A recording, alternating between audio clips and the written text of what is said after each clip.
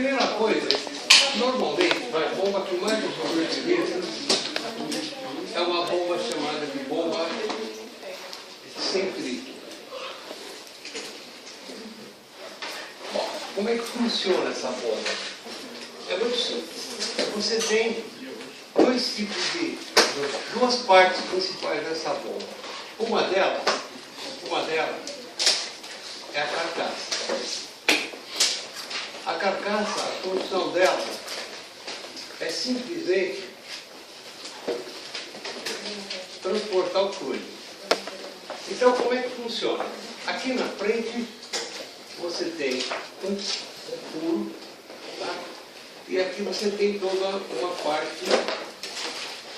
Só que esse furo aqui, ele não é centralizado, ele é descentralizado. Por que ele é descentralizado? A gente vai ver daqui a pouco. Então, como é que funciona?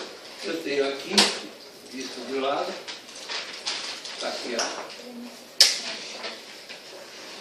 carcaça.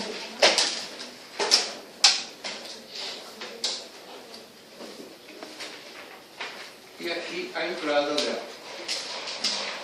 Bom, aqui dentro vai uma coisa chamada de rotor. O que é o rotor? O rotor é o seguinte, ele tem um furo aqui no centro e daqui saem N palhetas. Então esse rotor aqui, ele vai aqui dentro. Então, a partir desse motor você tem um eixo, tá? Esse eixo está aqui o motor elétrico, daqui vem o eixo e aqui eu tenho o rotor. Bom, por que ele tem que ser descentralizado? Basicamente esse motor faz isso aqui, ó. Aqui vai diminuindo e vem para cá. A hora que a água entra aqui, ou o fluido entra aqui, isso aqui está girando, certo? No fato dele girar, pela ação da força centrífuga, o fluido vai saindo pela lateral e vai subindo por aqui. Eu acho que eu tenho um desenho. Isso não dá muita trepidação, não? Oi? Isso não dá muita trepidação, não? Dá, mas acontece o seguinte, a bomba ela fica cheia. Ela vai batendo na parede e vai levando. Eu acho que eu tenho um desenho aqui, deixa eu ver. O pai dos burros aqui. Nós temos.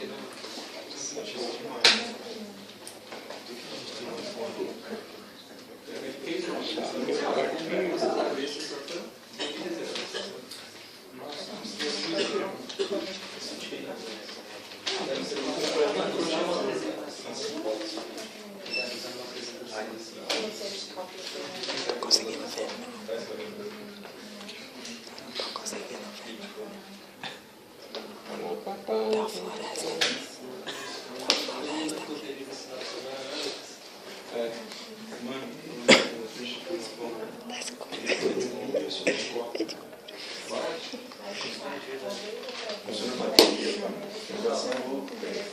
Ele consegue enxergar. Colocaria funcionar.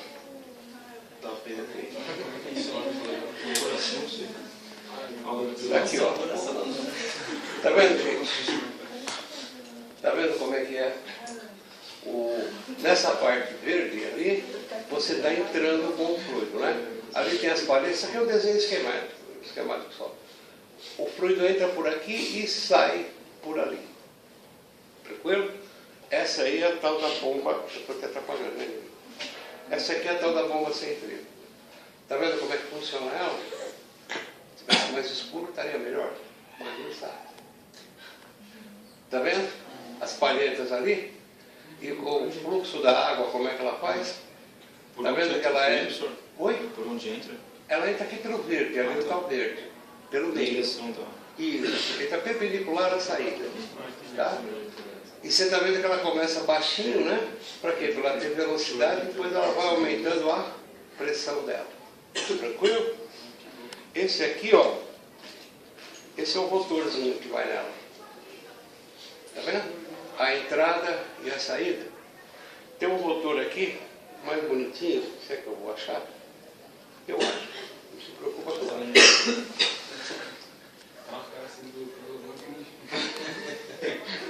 esse aqui, ó.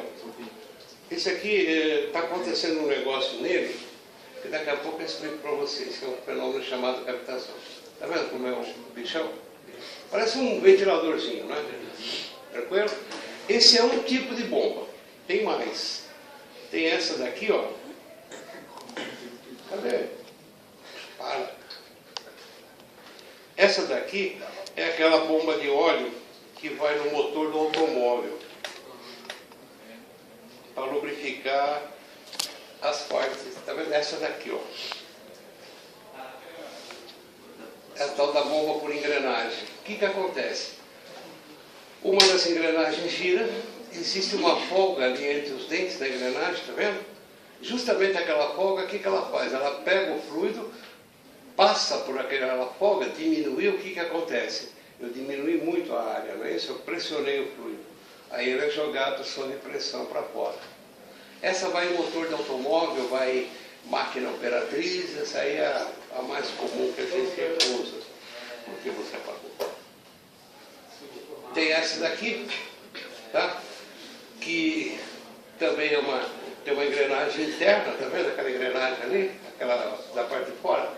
E tem a engrenagem ali dentro. O que acontece? As duas giram no mesmo sentido. Então ela vai captando, quando chega naquela saída ali, você vê que está diminuindo, que ela é excêntrica, ela vai jogando para cá. Tá? Isso aí vocês vão aprender quando vocês forem lá para o laboratório de hidráulica, lá em cima ali, naquele aquário.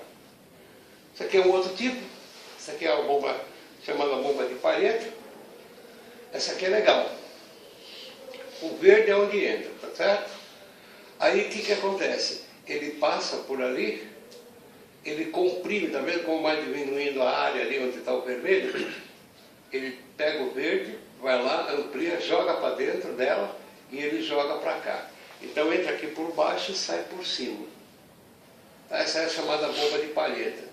Essa bomba aí é meio complicada, porque ela desgasta muito aquela palheta, que ela fica girando em torno do... a gente chama de estator, que é aquela parte externa ali colocada. Deixa eu ver o que tem mais aqui. Tá. Essa daqui, a mesma coisa, ela é excêntrica, tá vendo? Você consegue, a vantagem dela é que você consegue regular a pressão dela com esse parafusinho aqui. Quanto mais você pressiona, mais você joga o estator para um lado ou para o outro, e você vai diminuindo, aumentando a área, você vai jogando ela. Tá, mas isso é só para vocês saberem, não é? Essa aqui é uma outra de Pareto. Simpática. Esse aqui é o desenho dela, tá? Vocês verem um bicho desse aqui, é ela que vai colocar. Tranquilo? Mas a gente vai se preocupar mais com a centrífuga.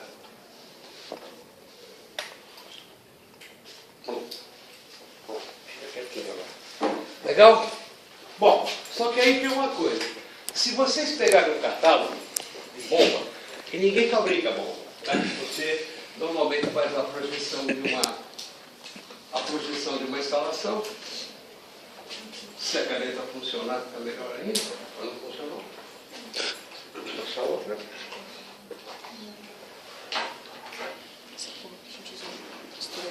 Espero que funcione. Normalmente pega um catálogo, e no catálogo de bomba vem um gráfico. Tá? Esse gráfico aqui, nesse eixo aqui, é o eixo das vazões.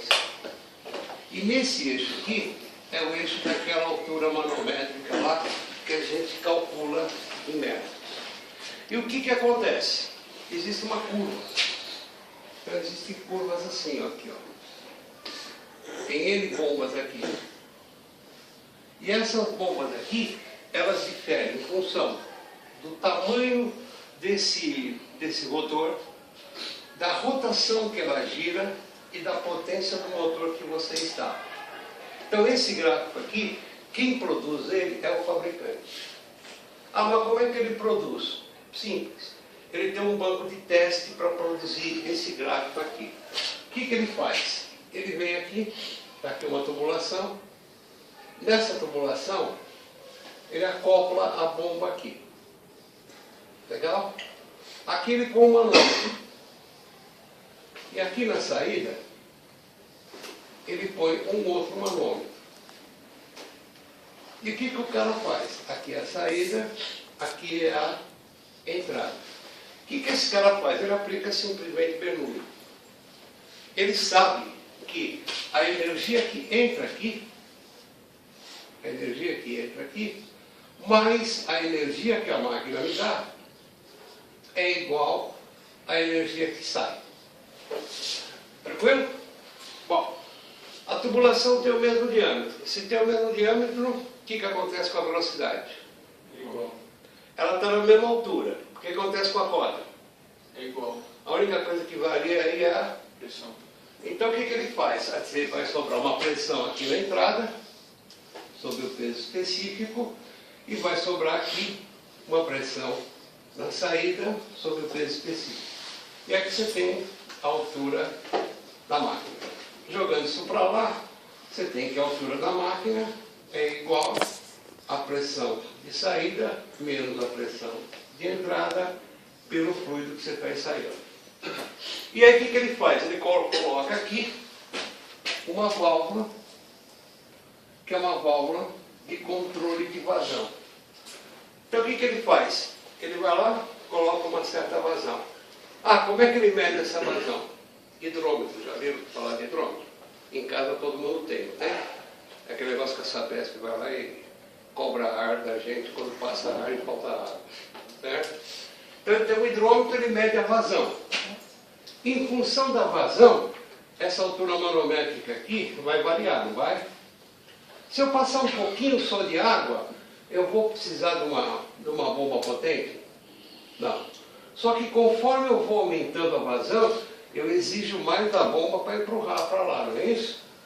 Por isso que o gráfico, conforme vai aumentando a vazão, ele vai tendo uma curva descendente. Tranquilo? Como é que se escolhe a bomba a partir daqui é o que a gente vai ver daqui para frente. Tranquilo?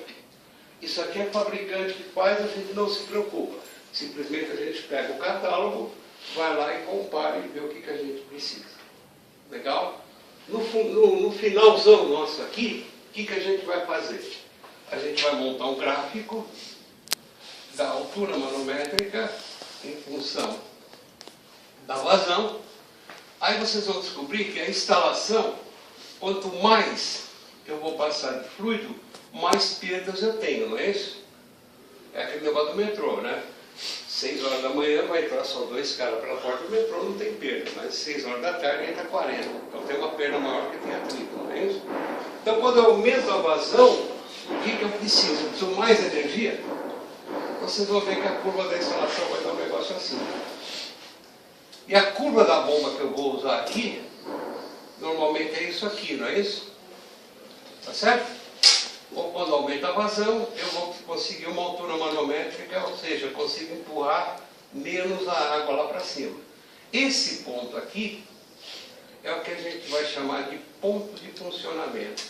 Ou seja, se eu instalar essa bomba aqui que eu escolhi no catálogo e calculei essa curva aqui para a instalação, isso aqui dá um cálculo que é um saco. Vocês vão ter que montar uma tabela no Excel aí, senão vocês vão demorar 3 anos para fazer a prova, não vão conseguir. Você vai ter essa vazão aqui e essa altura manométrica. Ah, mas eu quero uma vazão maior. Você vai no catálogo, procura uma bomba que chegue aqui. Ah, mas vai ter uma altura manométrica maior. Aí tem recurso lá para a instalação, você aumenta a perda, tal, dá um jeito lá de melhorar a coisa. Tranquilo? Então o nosso problema, essa curva aqui, que é a curva da instalação, nós temos que calcular. Isso é função do projeto, do que tem no projeto e o que vai ser feito no projeto. Sem problema? Só que agora a gente vai voltar para começar a aprender a calcular esse treco aqui. Tranquilo?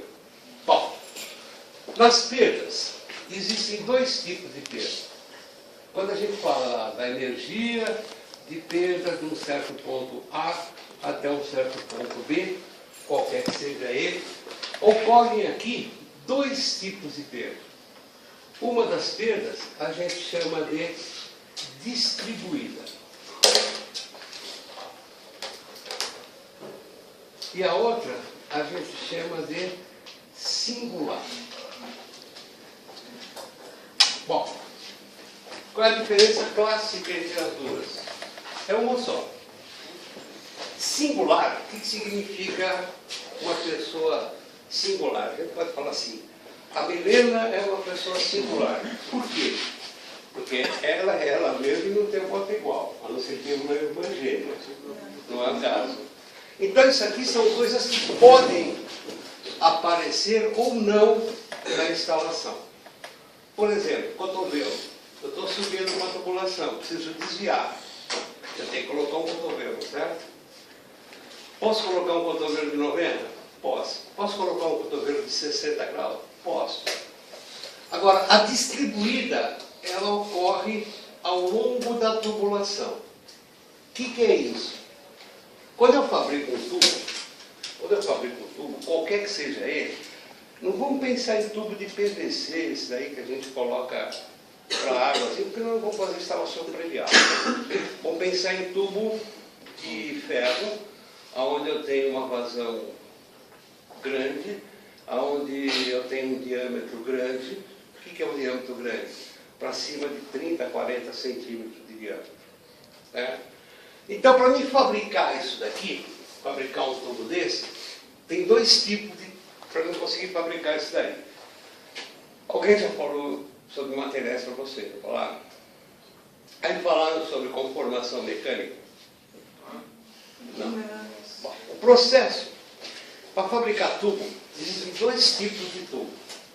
Um é chamado de tubo com costura e o outro é chamado de tubo sem costura. Bom, como é que eu fabrico tubo com costura, para vocês entenderem? Vocês já viram aquela máquina de fabricar macarrão? Já viram? Não? Aquela que você põe a massa, tem até para casa. Você fica girando e a massa vai formando o macarrão. Tá. Aquilo lá a gente chama de laminador, dentro da mecânica. Né? O que é o laminador? O laminador é o seguinte, eu tenho uma chapa, está aqui uma chapa, uma tira de chapa, está aqui a tira de chapa. Dessa tira de chapa aqui, isso aqui tem que virar um tubo. Então o que eu tenho que fazer? A tira está aqui, não é isso? Eu vou ter que fazer isso aqui para fechar, não é isso? Legal. Eu consigo fazer isso aqui numa pancada só? Nem a pau. Então o que acontece?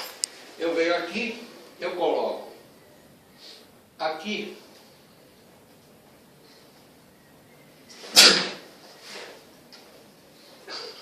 um disco assim. E aqui eu coloco um disco assim. Esse aqui é chamado de trem laminador. Horrível desenho. Principalmente essa lousa. Essa lousa aqui é terrível. Aí eu coloco a chapa aqui, não coloco? A hora que eu coloco a chapa aqui, esse disco aqui, os dois são colocados no eixo. Os dois giram no mesmo sentido. Tranquilo? A hora que eu encosto a chapa aqui, a tendência é puxar a chapa aqui para dentro, não é? A hora que ela vem por aqui, ela não começa a se conformar aqui. Tranquilo? Aí, mais para frente, primeiro conforma ela um pouquinho. Aí ela vai continuando. Lá na frente tem um que vai aumentando isso aqui.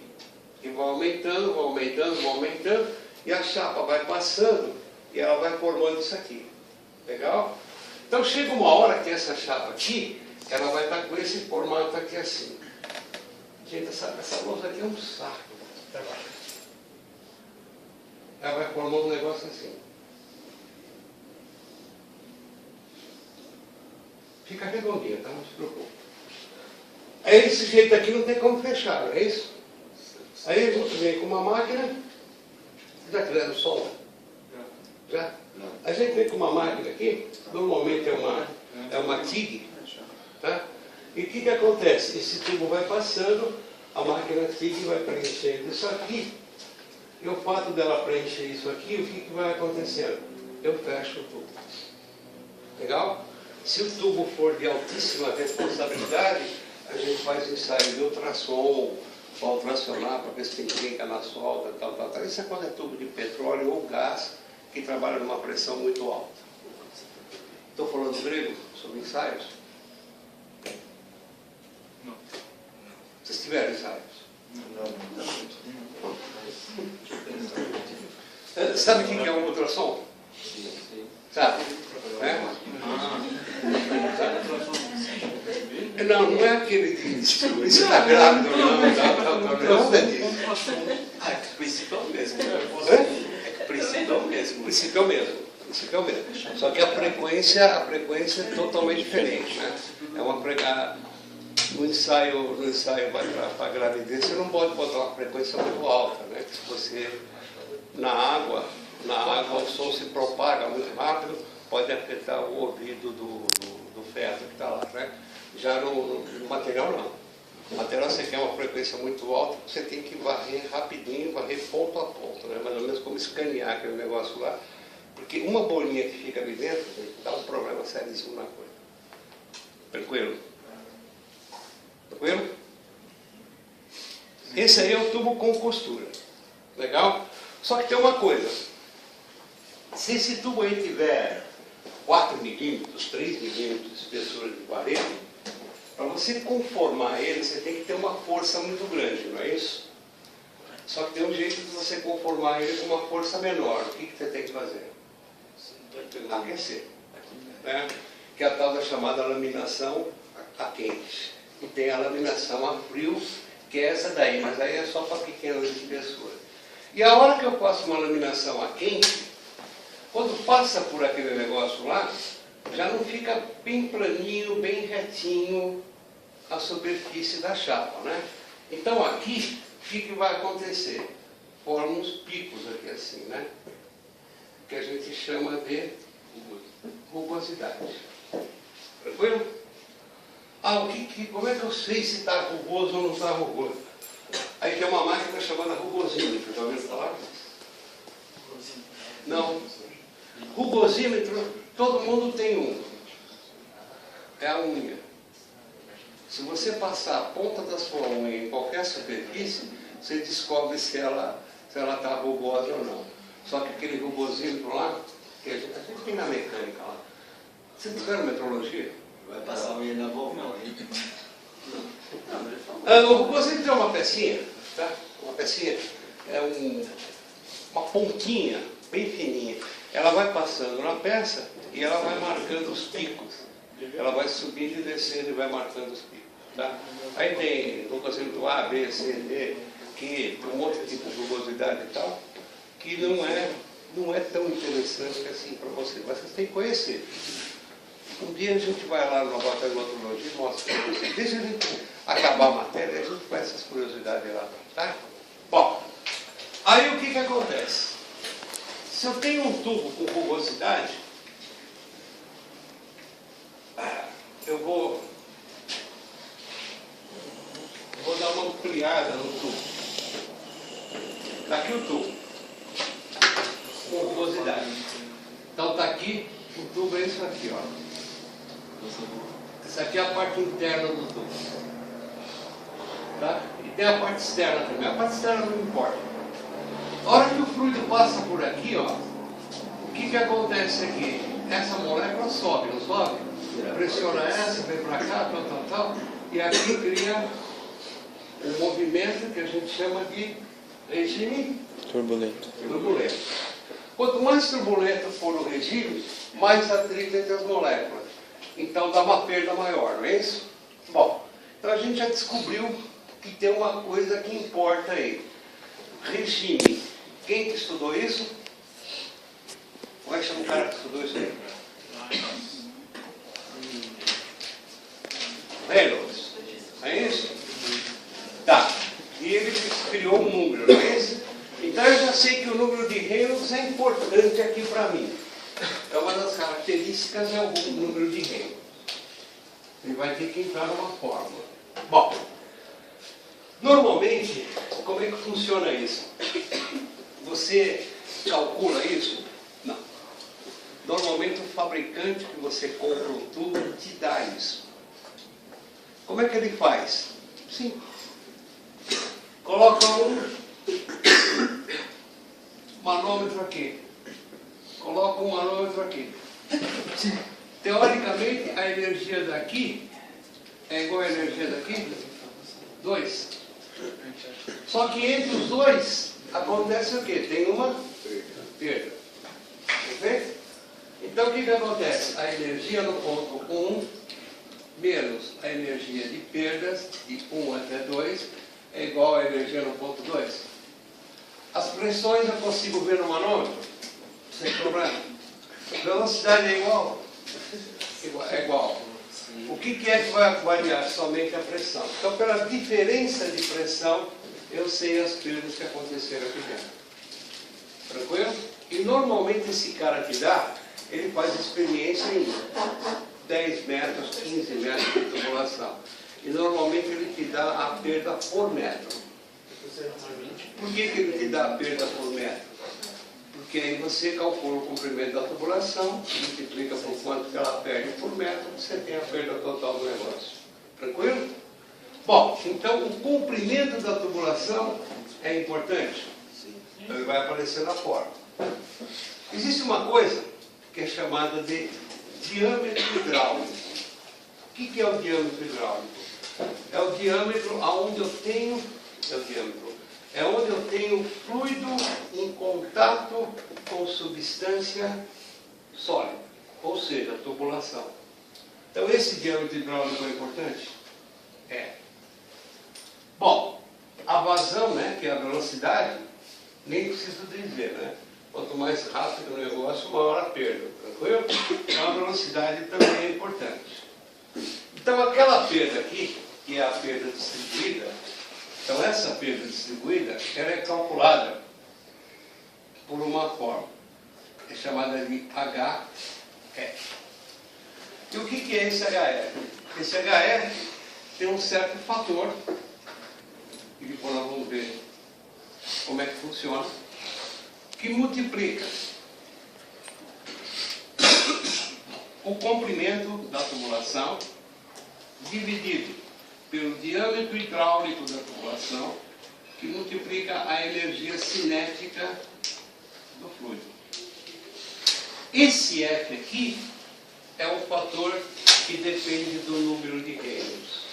Então, veja bem, o comprimento já entrou na fórmula, o diâmetro já entrou na fórmula, a velocidade entrou na fórmula. O número de reinos vai aparecer aqui. Esse F aqui, ele é calculado como 64 sobre o número de reinos. Como é que é obtido isso? Foi obtido experimentalmente. Como é que chegou nesse 64? Nós vamos ter que perguntar por reinos. Ele chegou nesse valor aqui. Então isso aqui vai ser igual a 64 dividido pelo número de reinos, que é a velocidade, vezes o diâmetro, dividido pela viscosidade cinemática. Tranquilo? Professor, não posso cortar a velocidade ali de baixo com aquela ali de cima? Não, porque esse fator aqui, ele é fixo. Ele vai dar um fatorzinho, vai dar um número aqui. Então tá. Tá tranquilo? Você vai inverter, vai dar um monte de rolo aqui, calcula primeiro o F, que fica mais fácil o negócio. Tranquilo? Esse número é pequenininho, dá 0,02 e tal. A perda distribuída é uma perda muito pequena. A gente só leva em conta mesmo quando eu tenho, por exemplo, numa refinaria. Tem de tubulação na refinaria, é um negócio violento, né? Então você tem que levar em conta porque as bombas têm que trabalhar ali. Por exemplo, na tua casa, você vai levar em conta essa perda? Não, nenhum. Mas cotovelo, essas coisas você leva. Tranquilo? Professor, o HF é o que você calcula? HF é a perda distribuída. É essa perda aqui, ó. Ela ocorre somente na tubulação. Legal? Tranquilo? Bom, aí tem duas coisinhas que a gente vai ter que definir. Primeira coisa,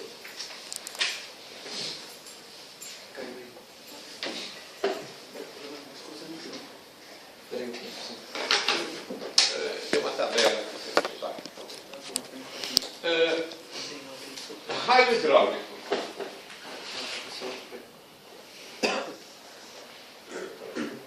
Raio hidráulico.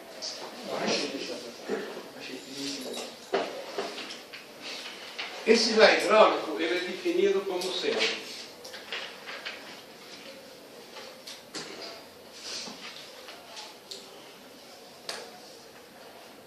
A sobre sigma.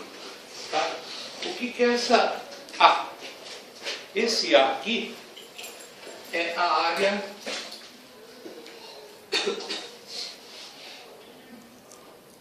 da tubulação.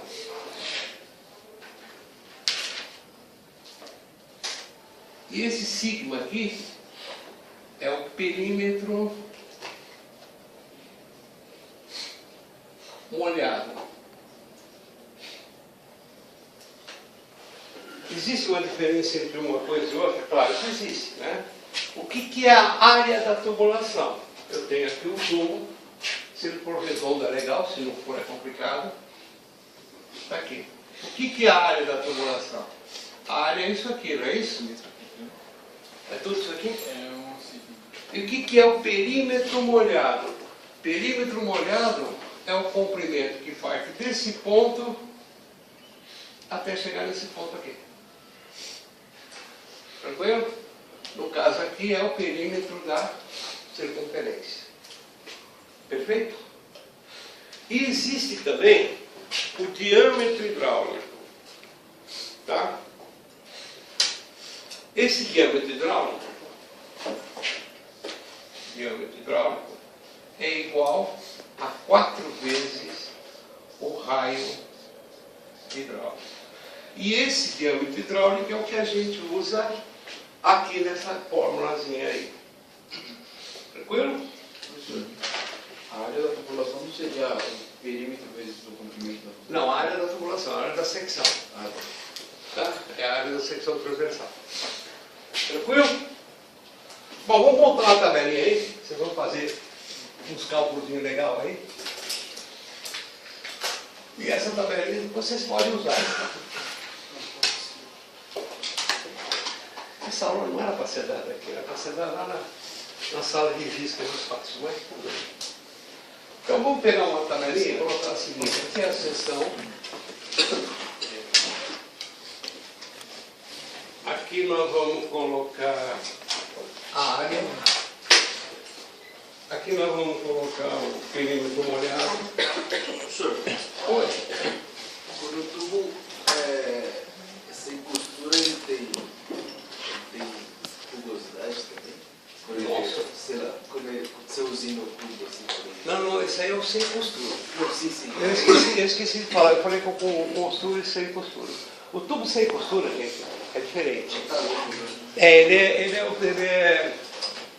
Ele é obtido através de um processo chamado extrusão. O que é extrusão? Imagina uma pasta de dente, tá? E eu ponho um negócio redondo aqui. E se eu apertar aqui a pasta de dente, eu tenho um redondo aqui no meio, que a gente chama de fieira, né? E aqui o molde. Se eu apertar a pasta de dente, ela vai ocupar só esse espaço pequeno, é isso? Esse é o tubo sem costura.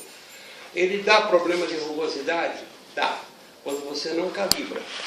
Tá? O que significa calibrar? Calibrar é trefilar.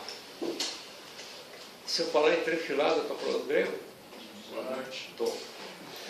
Existem dois jeitos de obter material. Um é chamado laminado, outro trefilado. Tá? Como é que funciona a laminação? Laminação é o seguinte: você está lá na usina que fabrica aço, né? E eles fazem um blocão de aço, desse tamanho aqui assim. Desse tamanho aqui assim. Isso aqui tem que virar chapa. Tá? Como é que vai virar chapa? É simples. Eu vou colocar aqui roldanas. Roldana. Isso aqui bem quente, tá? Bem quente. Ele entra aqui na primeira. A primeira faz o quê? Já dá uma amassadinha nele, né? Já fica assim, não é isso? Vai diminuindo assim. Até diminuir, vai passando cada vez mais. Isso é chamado de trem laminador. Esse trem laminador é um negócio pequeno? Não. É um negócio muito grande. A Cosipa, lá em Cubatão, ela fabrica chapa de até 0,2 milímetros. Que é a chapa que vai nos automóveis de hoje, né? trem laminador deles tem 12 quilômetros. Ou seja, a chapa sai daqui desse tamanho, sai lá no fim, já embolada, só que tem 12 quilômetros de trem laminador. É um negócio complicado. Daí os caras que trabalham lá tem que ter uma coragem do campo, porque aquilo é quente, né? E acontece muito acidente, porque a chapa vai passando. E tem que ser rápido, porque senão ela perde calor. Senão ela perde calor. E cada vez que ela vai sendo amassada, ela vai perdendo calor. Então o bicho tem que passar rápido. De vez em quando a chapa sai fora do trilho. Meu, dá um estrago legal aqui, né? A chapa está correndo aqui, ela sai fora. Não fica ninguém perto, lógico, né? Mas se fica alguém perto, a chapa simplesmente corta o cara no meio. Mas foi um detalhe. Esse é o laminado. E existe o trefilado. Trefilado. O que é trefilação? Trefilação. Oi? Transforma em fio. Depende. Não, Qual as coisas? para transformar em fio, você faz com o laminador também. Fio, aquele fio, esse fio de cobre, né, que vocês usam, o pequenininho também, aquele que tem vários cabinhos lá, não sei como é que você chama aquele treco lá, e tem um que é inteiriço, não é isso? É tudo fio laminado. Aquele fio que vocês usam para soldar lá de estanho também é laminado. Sai de um blocão, vai passando lá na maquininha de macarrão lá, e vai sair daquele fiozinho lá no meio lá. Agora tem a trefilação. O que é a trefilação? Trefilação é um negócio um pouquinho diferente. Trefilação, ela tem o seguinte, ela tem aqui uma máquina, e aqui ela tem um cônico, que é assim. Aqui é assim. Isso aqui é um blocão de um material temperado, ferradão. Aqui tem uma corrente, uma engrenagem e uma corrente. Tem uma corrente aqui. Igual a corrente de bicicleta, só que lógico bem grande. Tá vendo? Ela aguenta de tração perto de 200 toneladas, daí por diante. Aqui tem um carrinho. E tem um carrinho e aqui tem umas garras. Tem umas garras. Esse carrinho aqui tem uma roda. E aqui tem um gancho que engata nessa corrente aqui. Aí o que você faz? Você tem um material, não é isso? Você pega a ponta do material, sai o material, redondo, bonitinho lá, tal. Laminado, tá uma porcaria, o acabamento dele. Como é que se identifica um do outro? Se ele for preto, totalmente preto, parece que tem uma casca alaranjada, o material é laminado. E se ele tiver polidinho, bonitinho, o material é trefilado. Qual a diferença de um para o outro? O trefilado ele é um material mais resistente, só que ele é mais caro. Então depende da aplicação, você compra um laminado mesmo, usina, se vira lá, tal. Aí tem todo um volume de material. E aí o que acontece? Eu pego a ponta daquela barra, né? Está aqui a ponta da barra, está aqui a barra. Eu amasso essa ponta da barra aqui, ó. Uma prensa, eu vou lá e amasso. Essa ponta eu passo por aqui e prendo aqui. Isso aqui vem andando e vai puxando. Isso é a frio. Vai puxando, por isso que essa corrente aqui aguenta 200 toneladas, ou seja, ele puxa com 200 toneladas de força. A hora que passa por aqui, o que vai acontecendo? Ele vai deixando o material no mesmo diâmetro sempre. Então esse aqui é o chamado material trefilado. Legal? O tubo, o que você faz? Mesma coisa. Depois que saiu lá aquela pasta de dente que a gente falou, você vem aqui, amassa a ponta do tubo, puxa aqui, vem aqui e puxa o bicho. Só que aí é diferente. Aí é diferente. Na entrada aqui, em vez de você ter o carrinho aqui atrás, você tem uma fieira aqui assim, né? Uma fieira que vai acoplada aqui. Você puxa o tubo por aqui.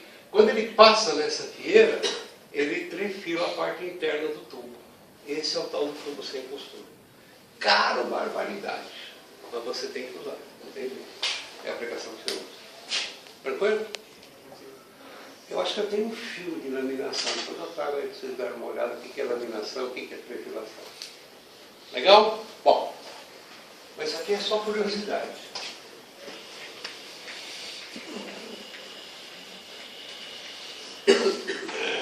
Bom, então vamos montar isso aqui para as seguintes secções. Ó.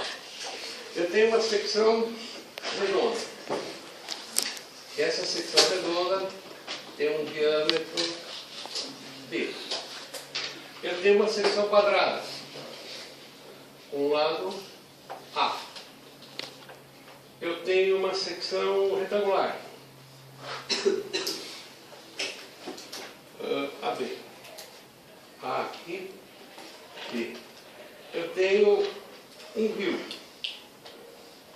A água está aqui, ó. Isso aqui é A. Isso aqui é A.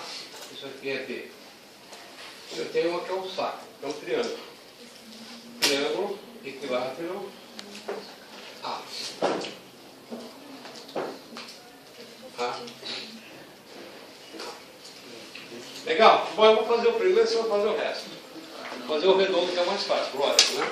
Qual é a área do redondo? Qual é a área da secção transversal?